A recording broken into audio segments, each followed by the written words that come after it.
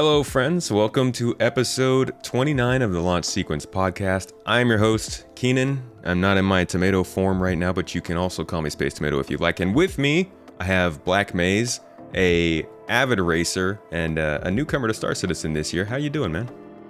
What's up? I'm doing well. Thank you for having me. Yeah, of course. I'm pumped for the chat today. We're actually gonna talk a little bit about racing, but I'm going to be nosy, and we're gonna dig into your history with Elite Dangerous and why you came over to Star Citizen and how it's been treating you since then.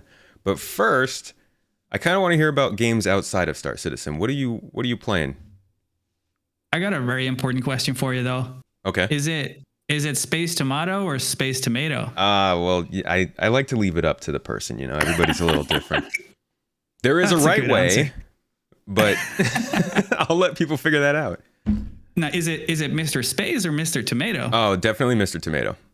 All right, there you go. Mr. I love your logo, your avatar. It's awesome. Thank you. Yeah, it took a while to come about, but I really like how it came out. Clueless tomato floating in space. I mean, what are you gonna do? You're a tomato, right? Dude, it's awesome. Anyway, I'm already derailing. You were asking. Oh, Sorry. no, it's fine. That's why we're here. We love to derail. I was asking about other games that you play outside of Star Citizen. You do racing stuff, you into FPS, RPGs, like what are you playing? So it's something I find really difficult to answer because I'm one of those guys that doesn't play multiple games easily at the same time. It's like I end up like pushing everything into one game. Mm-hmm. And obviously coming to Star Citizen, it has been that Star Citizen. But very recently, I started playing Battlefield 2042. Okay. Because, it's the new thing. Been enjoying it, even though it's a little buggy at the moment. But it's been good fun. And to do some more racing, I've also done Forza Horizon 5, which has been a lot of fun. Sort of, arcade racing with cars and using an Xbox controller. So that's been fun. I do love, a good action RPG. I've done World of Warcraft as an MMO RPG. Star Wars Galaxies, Star Wars The Old Republic. Mm-hmm. I love the KOTOR games. I love a good single player game. So it varies. I like a lot of things, and I like to focus a lot of energy on one game, which is that at the moment. How is Horizon treating you? I haven't gotten to play, but I've always loved the series, and I've heard really good things about this one. You're talking Forza, right? Yeah, Forza Horizon. So the last Forza game I played was Forza 2 on the Xbox 360 many moons ago. Okay, that was a while. Yeah, that's old. So I had a couple of friends, specifically Osashas, who I raced with in Star Citizen as well. Mm-hmm. He and his brother were playing Forza Horizon 5, and they were saying that it's a lot of fun. It's an open world game. And I was like, you know what? If you're racing in it, I'm going to come and join you. So I did, and it's a lot of fun. Most people that know me won't be surprised when I tell you that the thing I find most interesting about it is the fact that you can build your own tracks, because that's what cool. I like to do. I didn't know that. Yeah, it's awesome. Yeah, they have their traditional performance index system, with A, B, C, D, R, and whatever for cars. And then instead of just tarmac racetracks, you've got a big open world, kind of like GTA 5. Yeah, it's kind of. I daren't say if it's the same size. It might be similar. But they've done some things really well. Traction, the suspension, just their simulation side of the game with how they kind of balance their cars and how grip varies between tires and terrain textures and stuff like that. It's a lot of fun. I've been enjoying it. It's good fun to race around. I've got my girlfriend playing as well. So we get to have some fun with that together. I got to hop on that. I haven't had a lot of time recently, but we have Game Pass. We've got an Xbox. Like, I need to get that downloaded because those games have always been so much fun. And people were calling for Game of the Year nominations for it. I don't think it got one. But it did. It won sound design? It won something. But people were saying it should get that top award this year. Right. Which would be crazy to see a racing game do that. But the fact that people were asking for it, it's already a good series. I can't imagine this one could be anything less than a knockout. So I'm excited to jump into it this Christmas, probably. As with all games, there are some things that they need to work on. Mm-hmm. It's at the moment, the networking is buggy. I understand that when you're in the open world, it's peer-to-peer, the same way Elite Dangerous does that. Okay. And and it is as unreliable as Elite Dangerous in that aspect. I see. But then when you go racing with friends, it usually works because you get put into a server. But then sometimes you will see all your friends just standing around not driving. So it does have some early bugs. Problems. Yeah. I don't think any Star Citizen player is going to have a problem with that. Yeah, that's so true. That's so true. I really like the AI they do in those games. The Drivatar AI, I think, is like industry leading. And I was talking to a friend about this earlier this year, but just the idea that they have this AI that learns from you and then can like tweak your personality to challenge you in different ways. That's the kind of stuff that I would love to see in something like Star Citizen, really. That AI is one of those things that I really hope we start to see bigger leaps in the next few years, maybe in the next decade, because it's always kind of felt lacking. Like we had great AI that we were playing against 20 years ago, and it doesn't feel like we've come very far since then. But Forza's always done a great job with that, in my opinion.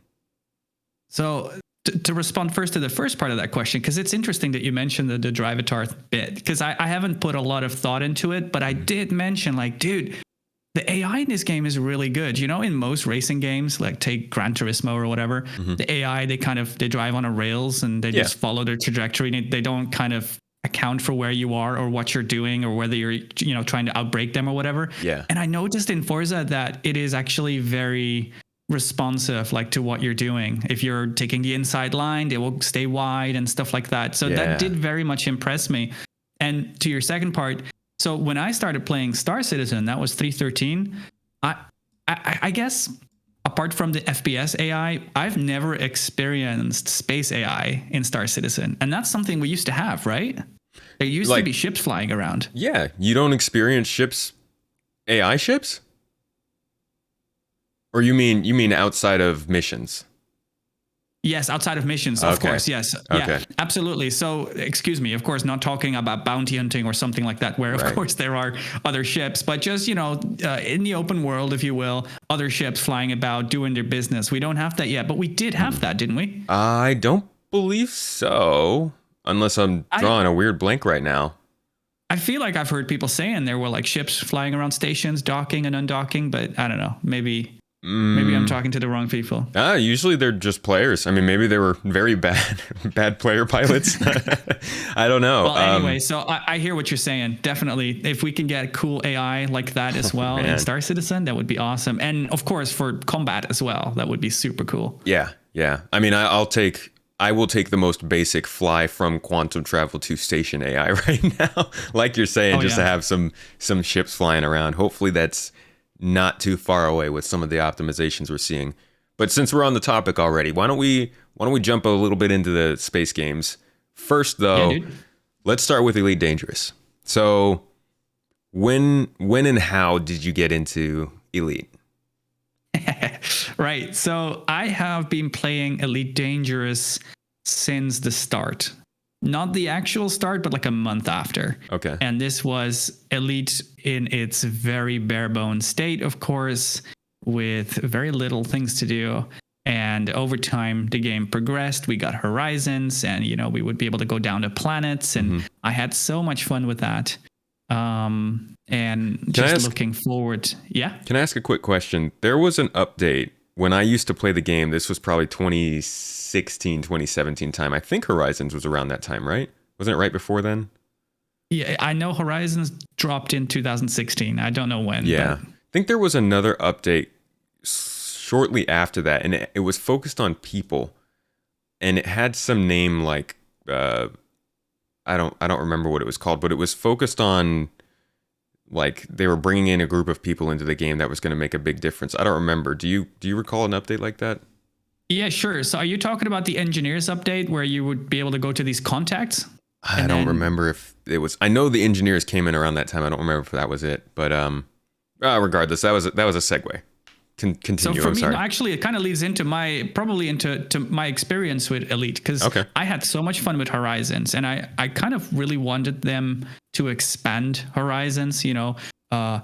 We only had planets without atmospheres and a very limited amount of settlement types and stuff you could do around them. So I always imagined, okay, this is going to be their platform to build on. But then they did the engineers update, which meant lots of grinding to unlock these blueprint schematics and kind of get your ships more advanced. But it was so much grinding that's not the way I enjoyed playing Elite Dangerous. It demanded too much that it kind of steered me away. So I was gone for a long time. I should say I was already doing some racing because there is, and this was just by complete chance, I was browsing Reddit, I think, and there was an update coming out for the Imperial Eagle, and there was this group of people who were going to do racing, and they were calling themselves the Elite Racers, and they were on Reddit, because this was before, there was like Discord. It was a TeamSpeak server, and it was all very old school. Back in the day. Back in the day, yeah, that's right. And so I joined them for this race, and I stuck around and I did some ship racing with them. But then came engineers, and I took a big break.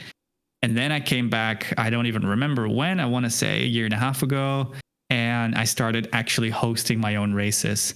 Then Odyssey came out. I was utterly disappointed for many reasons we could go into if you wanted to. But in short, I wanted to see if there was something else. And would you know it? There's Star Citizen. Okay.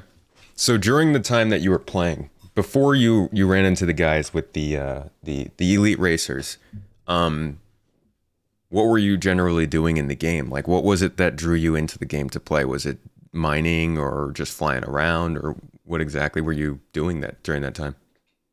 So my first thing that I spent a lot of time with was the bounty hunting, which was very similar to how we do it in Star Citizen.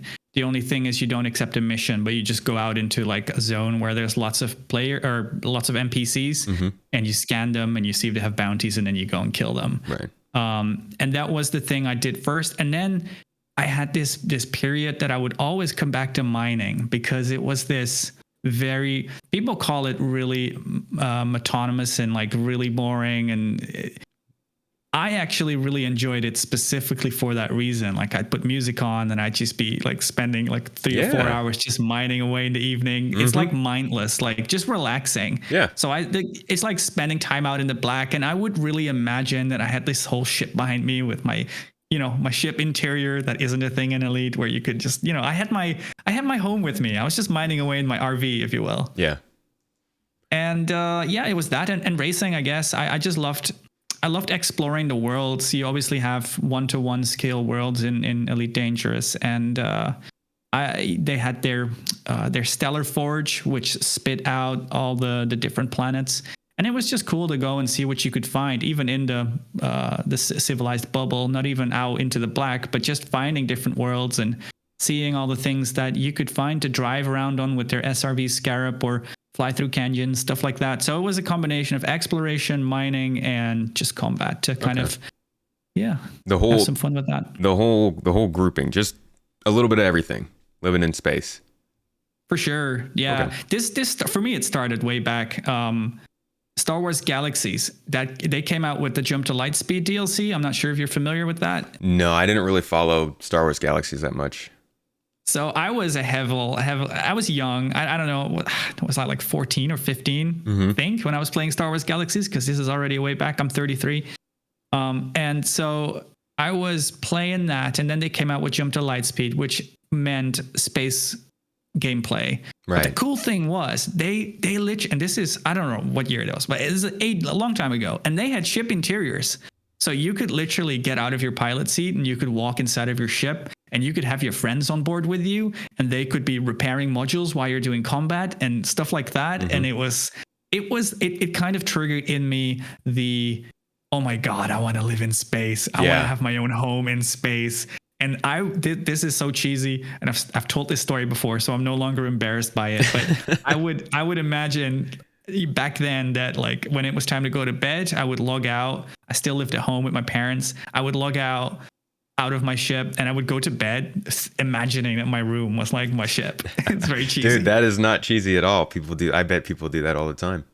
Oh, dude, still, right? I know. Yeah. I'm pretty sure people relate to this. Well, yeah, I mean, you're naming probably the top reason why people come to Star Citizen.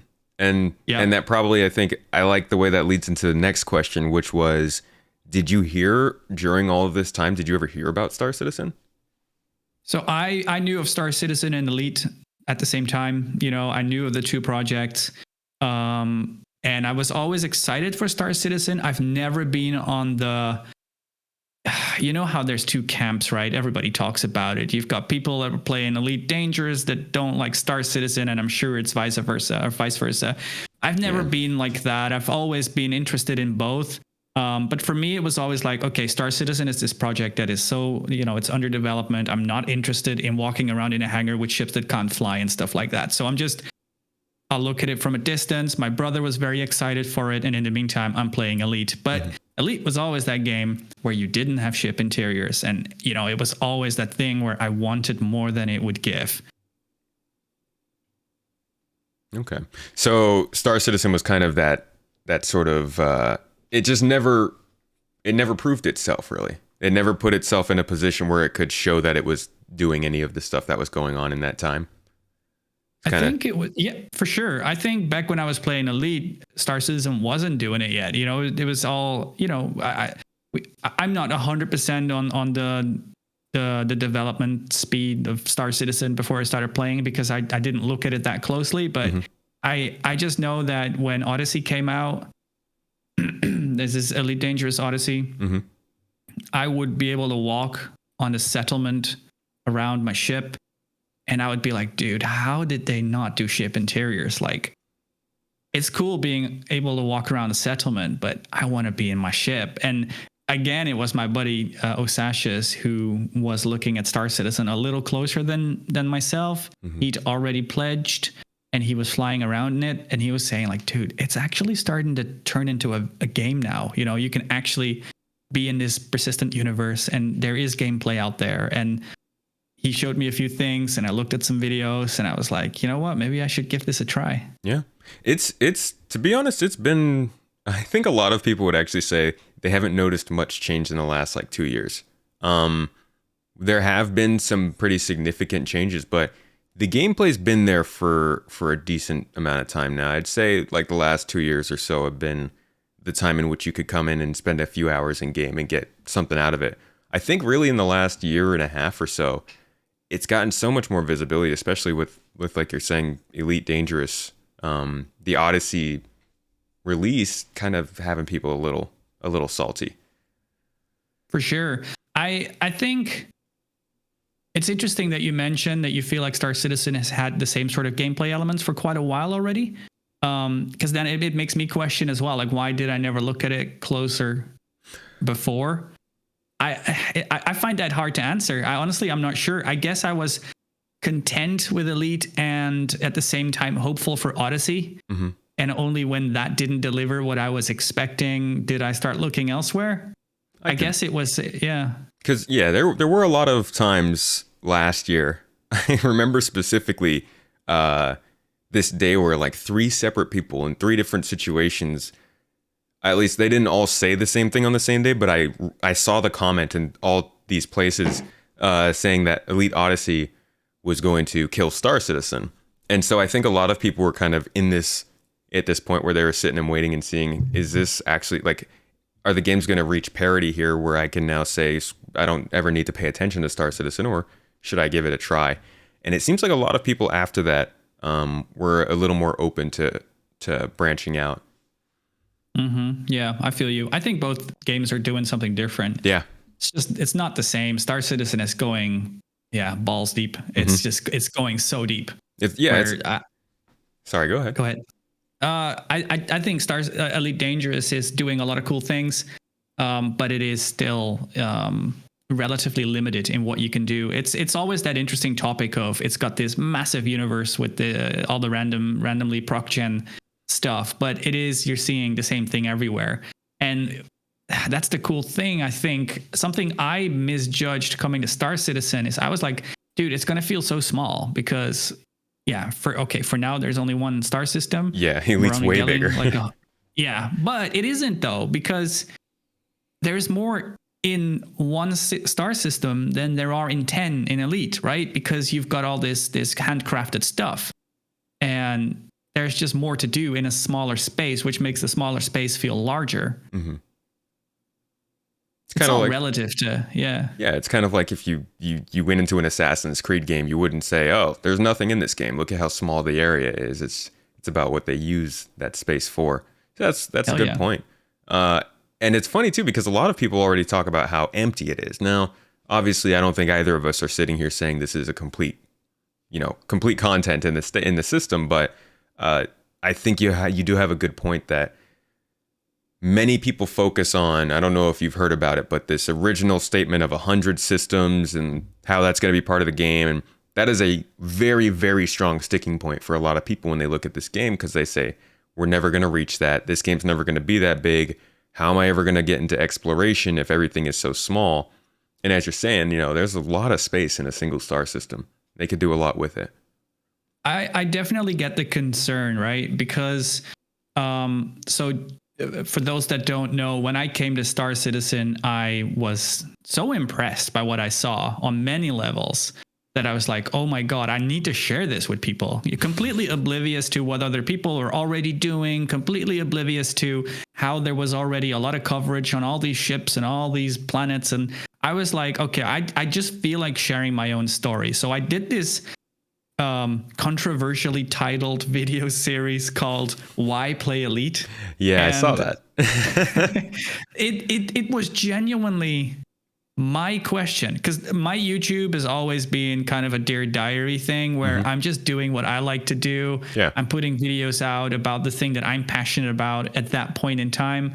So for me to do a series called Why Play Elite was literally a reflection of my internal thought process. I was going over why the hell would I play Elite if I can do the same thing and more in Star Citizen. And yes, of course, it is a product in development, and some would say in development for too long and feature creep and all these things.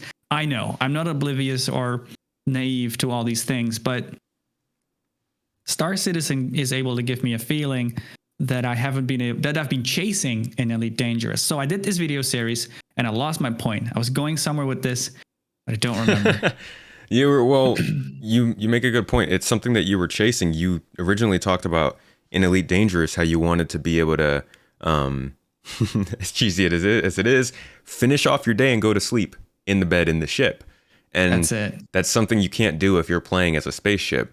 And it's a small thing. It's a really small thing, but it makes a huge difference for people who are looking for these kinds of games because it's never really been a possibility before. Like you said, you guys had gameplay similar in Star Wars Galaxies, but even then, I'm sure the situation was a bit different in terms of what you were actually able to do. Yeah, and it's true because people have said on my videos, they said, yeah, but dude, you're just running from an elevator door to another door to get in your ship. You're just spending 15 seconds waiting and 15 seconds waiting there. But it's the immersion it gives you, right? It makes the picture complete. It paints the whole thing. Yeah, so for me, it's worth it. It obviously depends on what you're looking for in a game, but yeah. I enjoy it. Like you said, there are two games going in different directions, both doing different things very well, in my opinion. I have always been blown away by the scale of Elite Dangerous, and I hope they continue to double down on that. I think Elite Dangerous may be the better game for somebody who likes exploration gameplay. We won't know for a while, but there is still plenty of reason to play that game, and I hope that nobody who gets into a conversation or even hears about people like yourself who have switched games assume that means that Elite Dangerous is dead or anything like that. For sure. And I remember where I was going with this. I did the Why Play Elite series. And in one of the videos, I spent time looking at Stanton as a star system. And I compared what Elite is doing to how Star Citizen plans to do it. And I wasn't exactly sure. You just mentioned it's, set to launch with 100 systems. And there's been different promises, I believe. And I am, too, very curious as to what their actual plan is. I'm convinced they will be releasing extra star systems over time. And I am also curious, how is exploration going to look in this game? And the biggest pet peeve I had with Star Citizen at the beginning is the fact that planets and thus also the star systems are not sized to scale. They are, I think it's 1/6 or something like that. Yeah, the distances I believe are 1/4, and then the sizes are 1/6, I think. I don't want those to be for sure things, but distances and sizes are a little bit different. So initially, again, it's the same thing as going back to, it doesn't matter how large or small it is. If there's enough to do in it, it'll still feel large. And I have experienced the same with Star Citizen because, again, I went into it thinking, oh, dude, this is going to feel way too small. But then you spend some time on a Daymar or whatever, Tiny Moon. I think the thing is like 400 if you circumnavigate the whole thing, it's like 400 kilometers or something, if that. And it still feels very large. I kind of that took my concern away, and I'm okay with that. The only thing now that kind of bothers me that I hope they change in the future is the fact that it also means, and this is a personal preference, this might be different for other people, it means that rotation speed for planets are really short, really fast, which means that, for example, when we're doing our racing, you only get about an hour and a bit of daylight in one location, which is a problem for player events because I am rushing people like mad to make sure we get to do our event before the sun sets.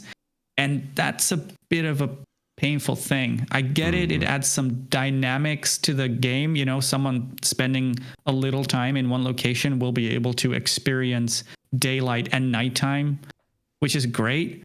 But it also makes it difficult if you're depending on doing something that might take a little longer for which you want daylight. Now, I get it. This is a very specific, unique thing that I, as a sort of event organizer, run into.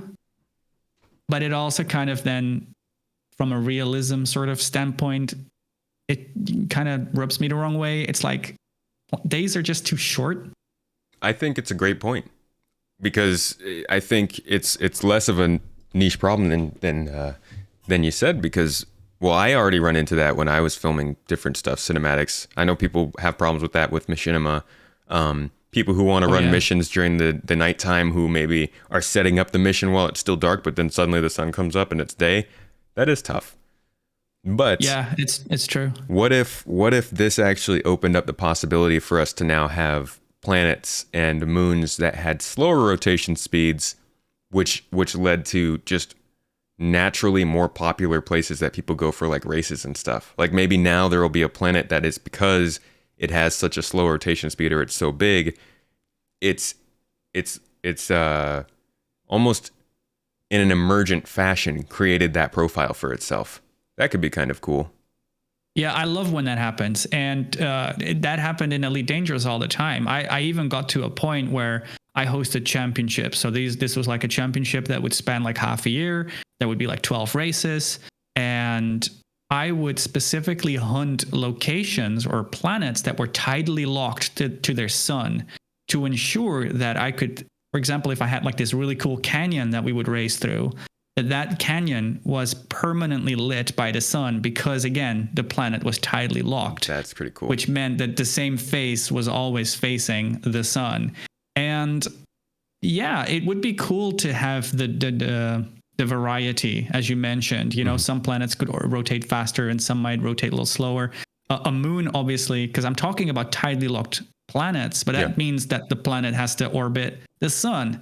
Whereas a moon orbits the parent planet, which then orbits the sun. So tidally locked moons don't mean anything because they'll just be like our own moon, tidally locked to the Earth, for example, which means nothing for daylight. So that's kind of like those dynamics are awesome. I just think right now everything just rotates a little too fast. And of course, I'm sure they'll do work here because right now, even no planet's orbit, right? The whole Stanton is fixed in place. It's like frozen. Yeah. So I'm curious to see where they'll take that in the future. Yeah, they've got some work to do there.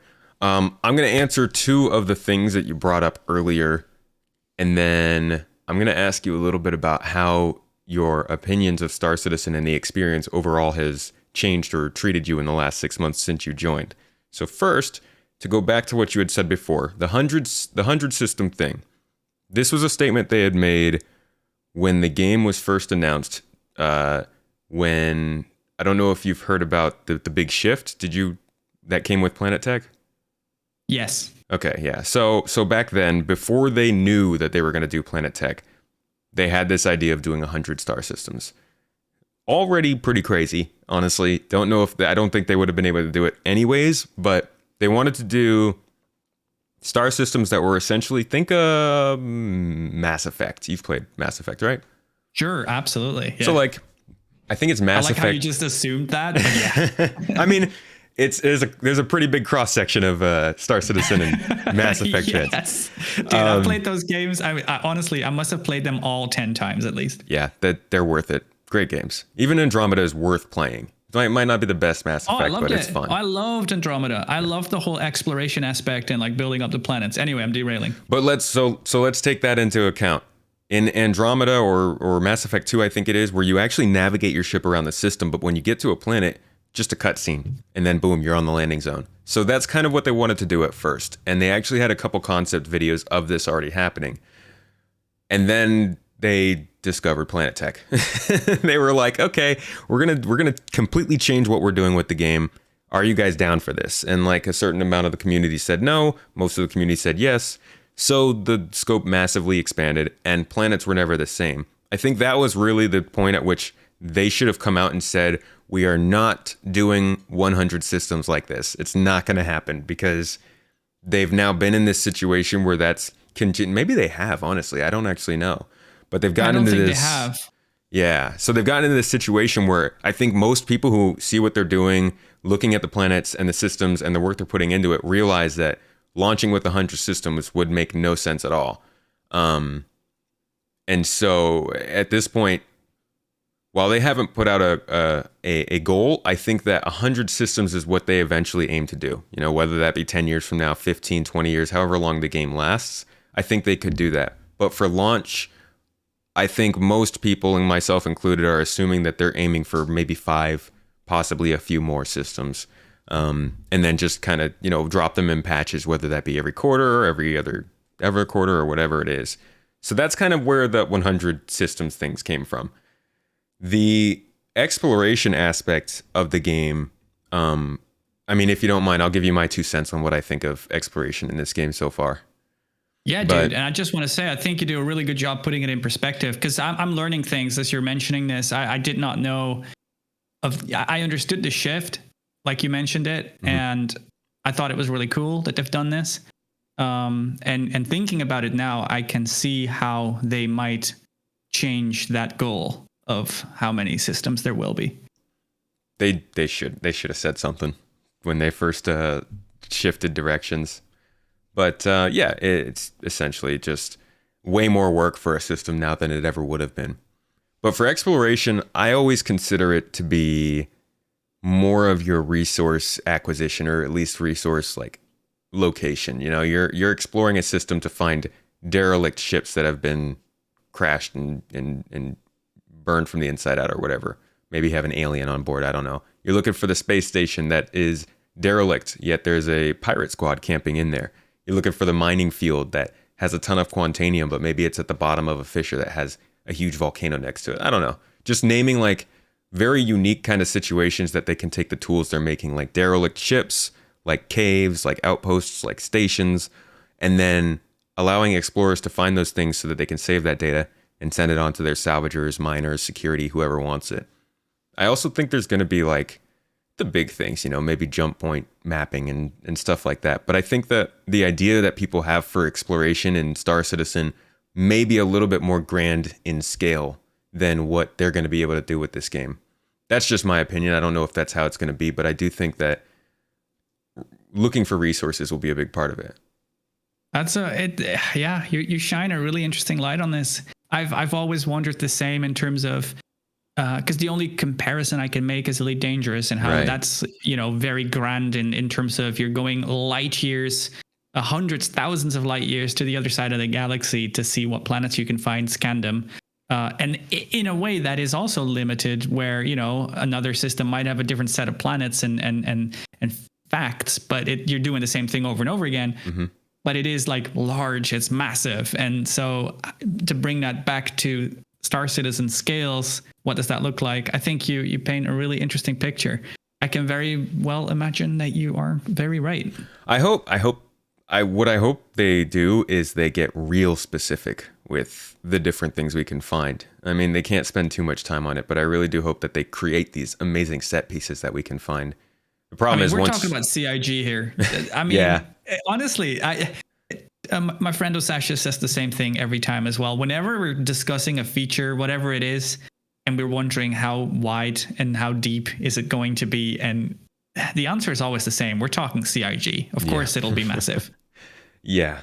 The problem is that once one person finds it, you know, it's all over the place. Yeah. And I guess if we're spread out enough as a community, then maybe it won't happen like that. Kind of like how there are tons of people who have no idea what Benny Henge is still, even though it's one of the only places that you can actually find that's interesting in the game. So it could still work out, but it'll be interesting to see how they test it. Well, there you go. It's a landmark in I won't spoil it for you, but it's a landmark in the game around one of the planets, and it's literally a bunch of Benny's vending machines, the little noodle things, stacked up like Stonehenge. So they're all stacked up and they're in like a weird circle, and it's creepy, but it's also really cool. And it's just something for people to find. For me, like that's meme stuff, right? Right. That's not like if I'm going exploring, I love exploration for finding planets with interesting terrain features. Yeah. I think to some extent that will be limited in Star Citizen. It's possible, yeah. It very much because is. There's only going to be a number of planets, and everything will have been explored. Where in Elite things, you will be seeing them for the first time before anybody else, rather. So yeah, interesting. Before anybody else, but maybe in Star Citizen it's built before anybody else that you know. Mm-hmm. So like Benny Henge is an example just in the fact that you don't even know about it, but you've been here for 6 months. So if they can continuously build these systems, for instance, let's say the cave system, right? It's a modular system. It uses the same system that the space stations do, and they can keep adding new rooms, new hallways that make these caves diverse. If they can continue to build these out on every planet they add into the game, that is a constant flow of new small things that nobody's going to find for 6 months, 8 months, 10 months, that could continuously be found by different communities. Yeah. Yeah, and I think that's awesome because, like, let's take Chris Roberts' previous game, Freelancer. A big fan of that one, too. That already felt like a big game, and that was in kind of like we were talking about that shift in Star Citizen. Mm-hmm. That was the old way. You know, you had a planet that you would approach a portal and you would have a cutscene and suddenly you were on a little part of a planet. Yeah. And even that felt big with lots of things to see, in context. So it can be that. And if they keep expanding on it, it can very well be something that just keeps expanding and keeps spitting out interesting things for people to find for the first time. It can be. That is, I guess that's the key word. But anyways, I'd like to now move on to get a little catch up with you on how the game's been treating you, and this obviously will roll over into a conversation about racing. But before we continue, I would like to say to anybody who's watching or listening, you can watch and listen this podcast live, as many of our supporters are doing here at Discord. It is a perk of being a supporter on Patreon. You keep the audio podcast ad-free, and you get to watch this live and talk to our guests after and before. So if you'd like to, make sure to check that in the link down below. But since we are here talking about Star Citizen, let's continue. You've been here now. You've been playing since you said June is when you started? Honestly, time flies when you're having fun. I've got no idea. It's been a while now, I guess. Just when Elite Dangerous Odyssey dropped. So if anybody knows when that is, that's when I kind of started. Sometime last summer-ish. How has your view of the game changed since then? Has it gone up, down, stayed the same? Star Citizen, not Elite. Yeah, no, the same. So when I first came in and I started doing my video series, it was kind of like I was overwhelmed coming into Star Citizen because for someone that's new, there is a lot. Yeah, it's a lot of information to take in. Yeah, not knowing the names of anything, not knowing how the fact that there's one star system called Stanton with one sun and a couple of planets and a couple of moons, and just learning about the locations, learning about all the ships, learning about the rest stops in space, learning about the Lagrange points in space, just learning all of that stuff. I set out to do this like one bit at a time. So I started with space stations and just visiting all of them and just playing the tourist and looking at all the things there were to do, and which then already blew me away. And then you've got people who have been here for a long time going like, dude, you're just looking at a rest stop. Go look at a city. You'll be mind blown. And so I took it one step at a time, and every step that I looked at stuff, and you know, when I saw New Babbage and I saw Wally's bar for the first time, I was just impressed. Not until IAE did I learn that there is a back door into the commons. You can land your ship out on the ice and just go into the ground, you know, the ground vehicle terminal, and little just shortcut. Shortcut your way in, and then you see all these other ships parked up there. So it's like this, to this date, it's like a constant something will surprise me in a positive way. And so it has only been incredibly promising. I guess I said it stayed the same. No, it's only gone up. And I think the biggest thing for me, the biggest driver there has been CIG's engagement with the community. Coming from Elite Dangerous, I always describe FDev, Frontier Developments, as a very old school managed company. Everything's very closed doors. I feel like community managers don't know what the devs are doing. The devs are not allowed to talk to anybody. We just had this, I say we, but it's not me anymore. I don't play Elite anymore, but Elite Dangerous just released their new Scorpion vehicle. Right. And not until the day before release did we get the first image. And if you compare that to a Star Citizen who is so open with their communication, you know, you've got the weekly Inside Star Citizen videos that have been blowing my mind just watching them. You've got developers talking about what they're developing and explaining everything almost from a player's point of view, because at their hearts, they're also just players loving their game and building it. And then you've got all these Discord communities nowadays where you have CIG developers actively engaging with the community, talking to them. Yeah. I mentioned this on stream yesterday as well. We were obviously doing the racing stream.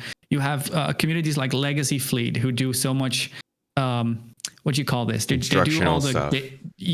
Instructional stuff, but also data gathering. Like they have this massive Google sheet filled with all the vehicle datas that they've done in game, you know, like acceleration data, shield data, weapon data, all that stuff. And if there is a question, there is active CIG developers that will just talk to them. And even then, like we just started this XGR Racing Discord, this community that we're just building out. And now we've got CIG developers joining us. We've got Yogi in there. Everybody's just having a good time and interested and excited for what we're doing. And it makes me feel like what we're doing helps shape the game because there is that interaction that's just a huge thing to me. It really is a different experience. I keep hearing that. And I don't personally say that often because I've mostly only been this involved in a game once I met Star Citizen or once I found Star Citizen. So I generally tend to defer to, you know, people like you who have a lot more experience with other games. But every time somebody talks about it, it just sounds like a different experience. Jumping into this and being able to be so close to not just the community, but also the developers and the people who are running it.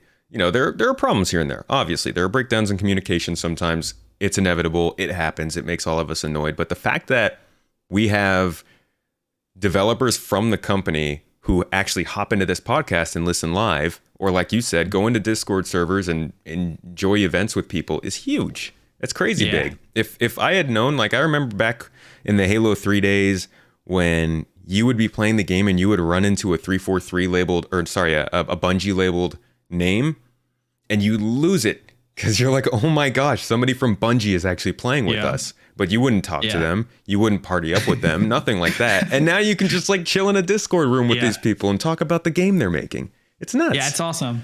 It's awesome. I love, was it the last Inside Star Citizen video or, and I feel terrible now.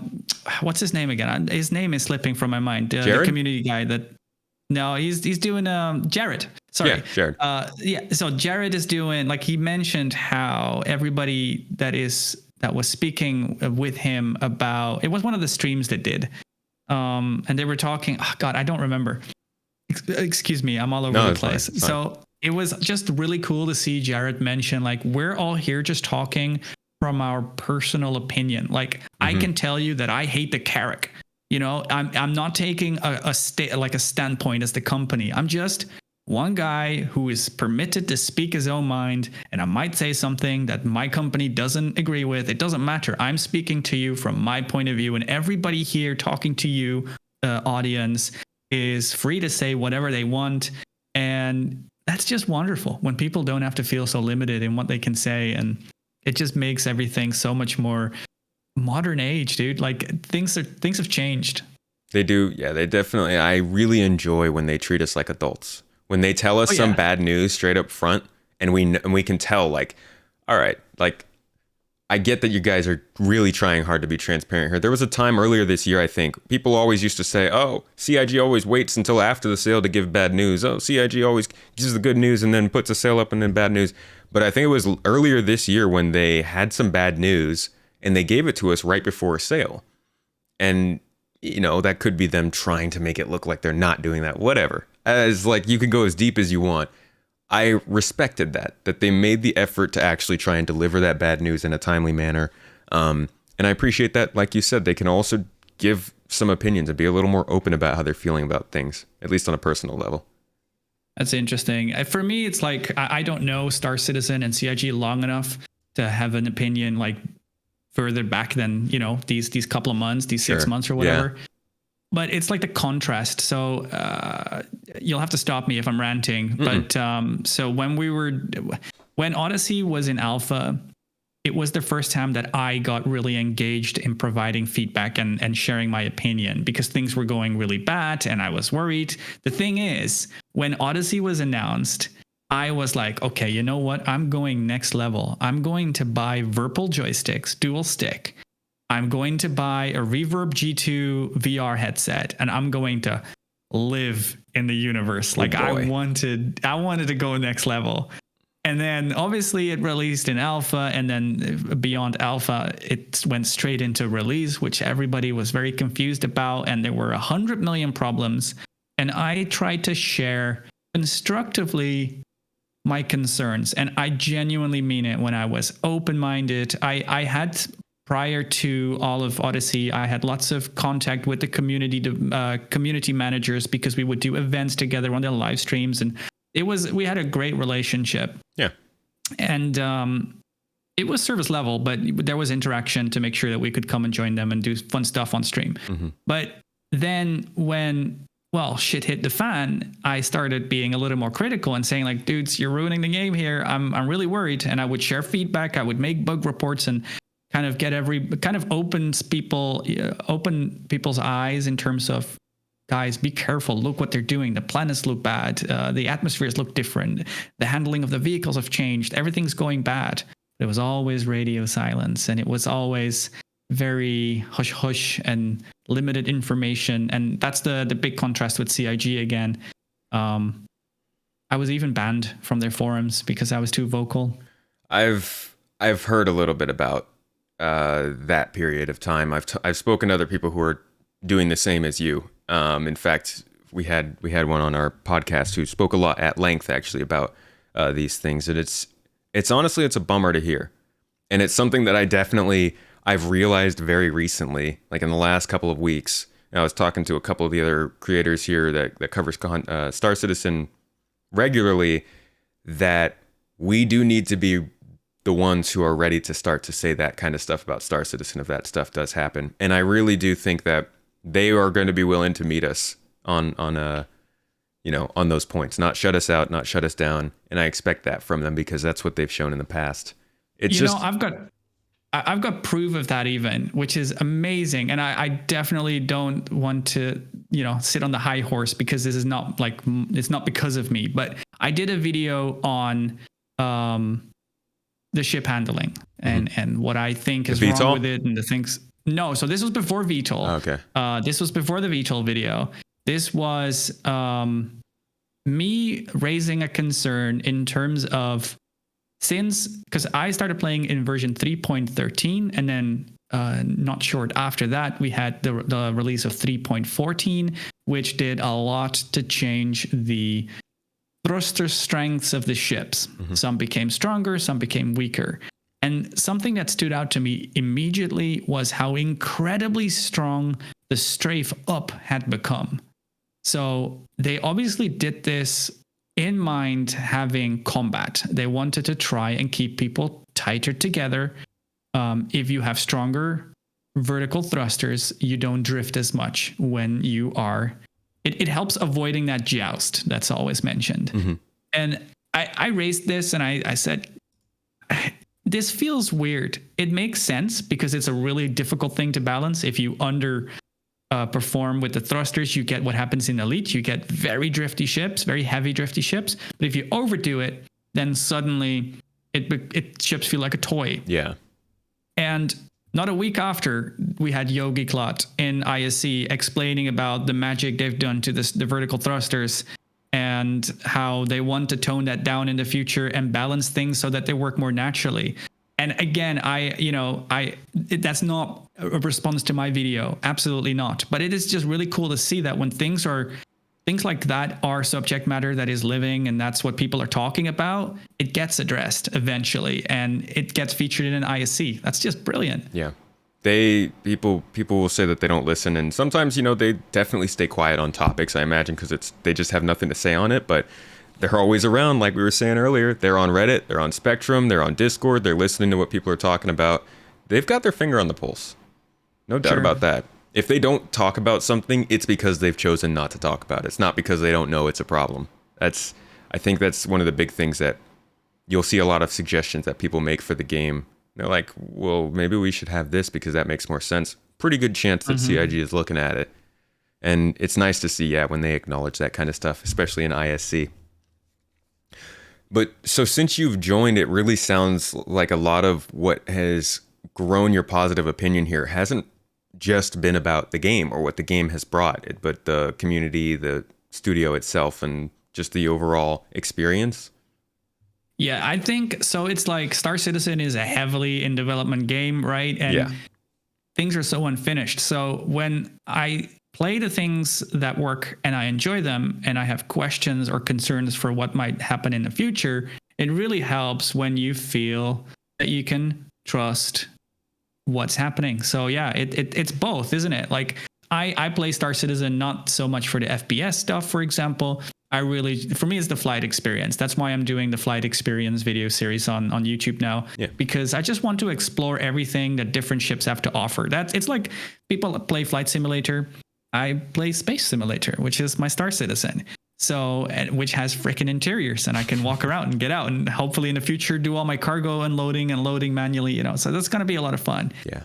And then to have CIG being as open as they are is wonderful to rely on it when the game isn't finished yet. So that I think it's important. If we didn't have what we have, if we didn't have CIG giving us all the information they're giving us, it would be like you'd have to have a lot of faith, I guess. Oh yeah, if they weren't as open about this stuff and talking as much, I don't think I'd still be around. I mean, it's people complain a lot. Generally more on the outside of this project than on the inside, complain a lot about how much money has been funded for this project. But I think the only reason everybody is cool with it is because of how upfront they are. I mean, there are things going on, but in the grand scheme of things, they are pretty upfront about what's going on, what they're working on and stuff like that. And I think without that, it really wouldn't have worked. Yeah, you need the transparency. And for the record, personally, I've only pledged the $45. So I bought an Aurora and that's it. We had in our XGR racing community, a guy giving gift cards away. So I ended up winning $60. I think it was dollars worth of gift cards. So I was able to upgrade my Aurora to my favorite combat ship, which is the Anvil Hawk. Oh, it's so fun. Such a fun ship. So yeah, dude, I love the Hawk. I just love it for so many reasons. Yeah. But yeah, so I'm sitting on an Anvil Hawk as my pledge, and I don't intend to put any more money in. That's not how I think my basic pledge is enough investment, and now it's up to them. Yeah. I respect that other people obviously are putting in thousands of dollars. Do whatever you want with your money. They're the ones building the game. I just put a video out about this just this morning. Go check it out on the main page, everybody. But it's basically, you don't need to buy a new ship just because it's a new ship. Like BlackMaze, it's just get in for $45, get what you want in game, let everybody else fund it, and enjoy yourself. Yeah, that's it. So let's talk a little bit here just to close off. I want to touch a little on the racing side of things. Like you said, you started racing in Elite. You came over here to Star Citizen. You are now running events. You just had an event yesterday. You have a full group with people joining. CIG devs are interested. It's starting to get a little bit bigger. What do you think of the racing scene in Star Citizen? It's really funny. Coming to Star Citizen, I was like, okay, I want to start racing in Star Citizen because the flight model in Star Citizen is lit. It is so cool. Like, I just love how the ships handle. They have enough performance. The way the boost works, it feels very intuitive. And I obviously having dual stick flight decoupled because you get like the best feeling of what's happening to the ship. And it's an incredibly satisfying feeling. And then I realized beyond the Daymar rally hosted by Atmo Esport, there's not really anything. And I was like, how is this possible? There's definitely communities, friend groups that might hang out together and do some racing, but there wasn't like a racing hub. So I was like, okay, dude, we need to create a racing hub. We need to do this. And so we hosted a race and there was interest. And now we're expanding. We've got over 400 members, and it's going fast. Oh, it's insane! And this has happened in I want to say between 4 and 8 weeks or so. It's gone so fast. It is ridiculous. I mean, not all of these people are racing. A lot of people are there because they're a racing fan and they just want to watch the racing. We have a tight group of like 20, 25 people that are very interested in fast. And that's the cool thing. We're like in this experimentation phase right now where we're trying everything because we need to find out what people like and we need to find out what works in Star Citizen. For example, which ships race well together. Not if you take an Origin 300i and pitch it up against an Origin M50, the M50 is going to win because it's much faster, much stronger thrusters. But that doesn't mean that the Origin 300i isn't a really fun ship to race. So how do you balance these things? And we actually used Legacy Fleet's data to come up with this performance index like they do in games like Forza, where you have ships that are rated A or S. And so we're highly experimenting with balancing which ships race against which ships. And we don't have all the answers yet. So we've just been doing lots of experimentation. Yeah. We've even done Dragonfly racing in 0G, which is awesome. We've done canyon racing on one of the moons. God, I don't remember the name now. Was it Ariel, maybe? No, it was Clio. We did Clio racing. We've done canyon racing. We've even taken ships on Orison, and racing them around in Orison is so much fun because you've got these massive stadium platforms that you can race through, and there's so many nooks and crannies that you wouldn't think a ship fits through, and it's been so much fun just organizing that first of all. And then one of my passions is to put it up as like a TV broadcast and, have people commentating, myself, and often Osashis joins me, and we commentate on the action, and people are really down to do it. We've got this really cool qualifying system where there's like 4 qualifying heats, and the 4 people that win a heat will go into the pro race, and they will do, the winner takes all. And we're planning to do championships in the future, and people are so excited that they've now started to offer us prizes. So we've got somebody interested in sponsoring these really cool mouse pads where you can print your own picture. He gave me one, actually. I had a picture up on stream yesterday, and I took one of the Star Citizen pictures and put it on the mouse pad, and it's one of those wide ones. It takes your keyboards as well and everything. And he's like, yeah, I'll sponsor prizes if you do a championship. I've got Thrustmaster interested in partnering up and doing cool stuff in the future. Like we've got CIG obviously watching along and reading along. So fantastic, so excited for the future. Yeah. It's so cool. It is so cool. This is like some people say this is a negative, that there are things like this going on in a game that's still in alpha. I think it is so freaking cool that there's enough passion in the community to look past the problems and put these things together to the point that actual companies are coming out and saying, you know what, there's enough going on here that we want to sponsor it. Like, this is happening because you were passionate enough to start it. And Star Citizen draws in people that want these kinds of things so badly that they're all going to join you. You got 400 people into this league in like months. Yep. It's so cool. That's awesome. It's very exciting. Yeah. And I say this all the time, but I think the Star Citizen player community is a different breed. Honestly, like things change. We had the big question. Okay, what if we start a championship now and mid-championship there's a patch and everything changes for the ships or whatever, things aren't balanced anymore. Well, what then? We roll with the punches because that's what the Star Citizen players do. That's what they've been doing the second they were able to get in game and play. Things change, we adapt, we overcome, and we roll with the punches. So, yeah, dude, that's what my experience is anyway. Everybody seems down with whatever happens, and it's an unfinished sandbox, and I love playing in it. To finish us off, I would like to ask sort of a two-part question here. First, I want to know if you know what's gone on with racing in the game in the past and how CIG has approached it. And then, and this is a big one, so I can say it again for you. I want to know what you haven't, like, what your vision is for racing in the future. Do you see long distance, extra planetary races? Do you see slingshot races, if that's possible? Are you thinking more of these ground-based kinds of things? So we'll start first with the CIG's existing work in racing. So I know that they used to have missions in game and you could queue up for them. Yeah. And people would join, but it wasn't very popular, right? Yeah. And if people didn't join with you, then the event never started. So there was no point in going out to that. Yeah. So what I'm hoping, my dream for this is that what we're doing with XGR helps, again, to shape the game. I really love the idea of CIG looking at what the community does with their game and them adapting to that and providing the platform. So I don't think that what they've been doing is the right thing, but the fact that we have racing ships in game tells me that that is what they're interested in.